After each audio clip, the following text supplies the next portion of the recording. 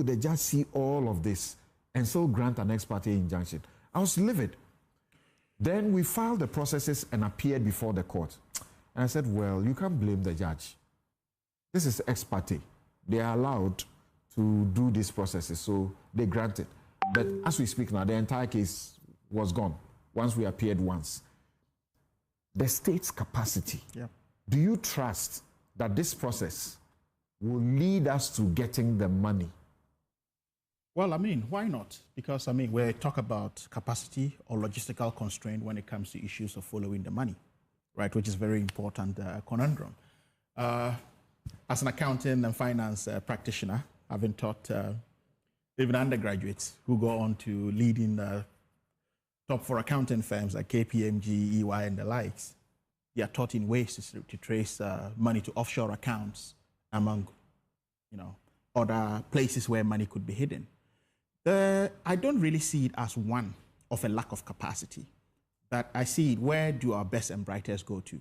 How have we resourced the Attorney General's office such that bright lawyers like Oliver, already graduating from law school, is eyeing to be there to work? Imagine someone the functionality or have the capacity of Oliver as a young, blue-eyed graduate or legal practitioner at the ages, right? But often than not, we want to go into private, we want you to go into corporate practices. So incentive plays a good role here. But to talk about structures, I mean, I was very surprised. I was working abroad before I returned. I tried to open a bank account. I walked into ABSA, said, look, I want a bank account. They say, yeah, fill these forms, blah, blah, blah. I fill the forms. I step out, I get a phone call from ABSA. They said, are you the economic advisor to the vice president? I said, yes. Is there anything wrong? You've been flagged as a PEP. So come and answer some few questions. That is the system working. So it tells you there are structures in place because the system already picked me as a PEP. So it tells you that the traceability element could be there. And PEP is politically exposed person. Right? So if that could, within a minute, and this was the first week of my appointment, and the system picked it. They afraid you. Sorry? They fear you. Right, so it makes me, so whatever I'm doing in the setting in of itself, it tells you that, hey, we know you are a politically exposed person, you've opened X account, we see it, we know where you are. So this is what the system does. So we already have the system in place. But now connecting this to the various agencies, Suleimana and Co are a third-party agency. By third party, I mean the third world, civil society. They may get funding to do extra bits of it. But I must say, I commend their research very well. They got some broken taillights, which is maybe looking at the date of birth of a 90-year-old and say, oh yeah, I smell rat. I'm going to follow this.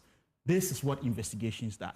And that was a very sophisticated way of looking at it. And I really commend them, and I think that they should continue to do more because that's the relevance of the third sector. That said, it's just about incentive and personnel. You look at my elder brother, Dr. Ayene, and my own good friend, Dr. Shremsai. Well-exposed lawyers, they understand what they do, and you see how well, I was teasing Justice that just 9 months, his wig is changing color because of the kind of work that goes into what is being done. But the Attorney General's office is heavy. Then you have a sub-agency, which is IOCO. Again, that's something I would advocate, regardless of government or party coloration, that we need to equip more in terms of remuneration, especially because when you have anti-gov agencies, right, their remuneration and conditions of service has a direct correlation to the output they put out there. FIC is doing a fantastic thing. Try to send $10,000 out of this country. FIC would flag it. Where Chumbwafo heads. And he's Financial Intelligence Center. It'll be flagged. Right? Try to bring in, there are regulations, very stringent. Right? Sometimes you have your own dollars in the bank, you want to withdraw, and the frustration you even go through, people say. But the former Director General, yeah, he was receiving money according to the facts. Yes. Through a payment system. Yes. As a service personnel. You see. For a very long time, and nothing flagged. I'll tell you what. You see, this is where I have issues with these third-party payment platforms. And with the invention of GIF and others, I thought that, look, it's about time we harmonize this.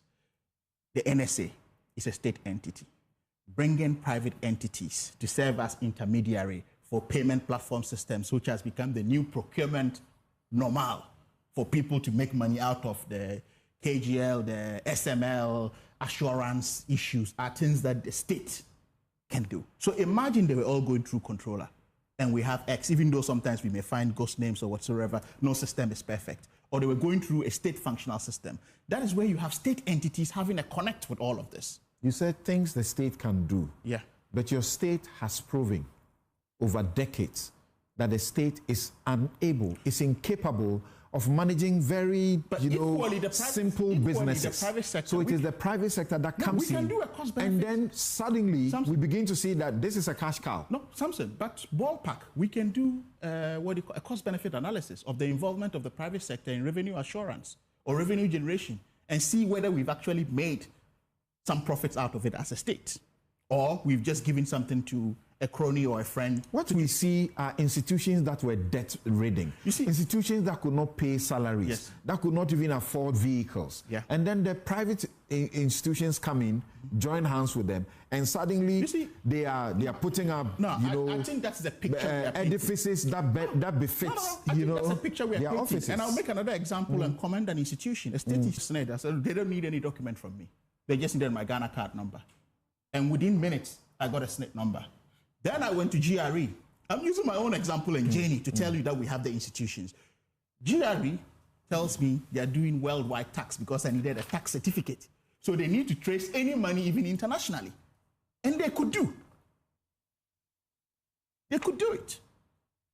But all these institutions were enabled by private parties. You see, when you say enabled at SNIT, at GRA, the private partners were the ones. Yeah, of course, we are not enemies to the private sector. They must exist. Even we bring the big four accounting firms. No one is against anybody because they work in consonance with each other. So, but what we are invariably saying here is this: the cost to which we bring the private sector, especially. Right. I'm more concerned about these revenue assurance platforms. Okay. Talk about the marketplace platform, for example, for NSA. What did it yield? Right? Could the state not have done that? Could controller probably not have handled it? Then they know this really comes from that. That's a huge, look, we're talking about 500 to 600 million here. That's roughly, if you, depending on the exchange rate, we're talking about $50 to $60 million. We're receiving IMF tranches in bits. Imagine what that could do to augment. In terms of that, Oliver makes a fundamental point. Where do the money go? Lifestyle audit. Very important. Before this, I worked in an agency where I received a gift of more than £50 I have to declare. At the presidency today, as we speak, as part of the ministerial conduct, if you get a gift more than 20K or 20,000 Ghana cedis, you've had to declare it. So these are measures the government is embracing. I understand, as you lawyers would say, that the wheel of justice grinds slowly, right? I can understand Oliver's or appreciate Oliver's ability to put our feet to the fire, but I hope that he also appreciates that some of these things have processes one ought to go in due diligence. He's just made an example of a criminal case where he thinks a guy should even sue the state, right? Of how he was wrongly probably taken through the process. These are some of the things that ought to be avoided when one is dealing with the state. So being a private lawyer and working for the state are two different things altogether, because the cost at which the state make mistakes when it comes to legality, right? It's even a huge wage bill in and of itself, and also has, social implications. So I think that moving forward, there's a lot we can do, but Sule and his team are doing a fantastic job. We need them. We need people like Oliver to put our feet to the fire as far as oral is concerned. But Oliver, oral will deliver, and oral is not a machine that has been set out to really go after people without doing the due diligence. When we came into power, President Mahama quickly appointed a committee that included a former Auditor General, a former investigative journalist, all of whom brought their skill together, right? Handed over a report. The report is there. It's been submitted to the Attorney General, and the AG is going after. This falls under one of the umbrellas. So it's not that we can simultaneously execute these and come to drop indictment at the same time. They take a process, and it's a piecemeal. So we are assuring the good people of Ghana, giving us a 4-year mandate. I believe in the efficacies and competent skills of Justice Sramsai and my own elder brother, Dr. Ayine, to do a fantastic job at this. Right. So we give you the assurance. You mentioned the